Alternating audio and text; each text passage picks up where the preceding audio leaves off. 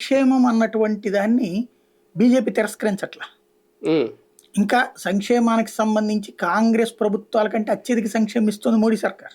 ఉమ్, ఎందుకంటే ఉచితంగా బియ్యం అవును. రాబోయే 4 ఏళ్ళు కూడా 2028 వరకు 5 కిలోలు ఫ్రీ ప్రతి మనిషికి. ఉమ్, ఇది పక్కా కదా, అవును. ఉమ్, 2028 వరకు. ఉమ్, దాని మీద ఇంకేంటి అసలు అక్కడ ప్రాబ్లం? ఉమ్, అదొకటి.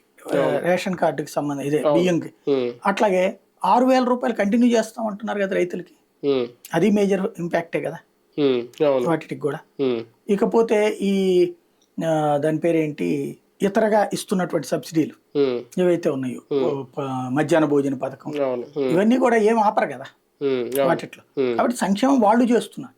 ఉమ్, అయితే వీళ్ళు చెప్పేది ఎక్స్ట్రీమ్ ఇది కదా. ఉమ్, జగన్ చేస్తున్నాడు కాబట్టి జగన్ కంటే ఎక్కువ ఇవ్వడం. ఉమ్, వాటి గురించి మోడీ మాట్లాడతాడని నేను అనుకోను.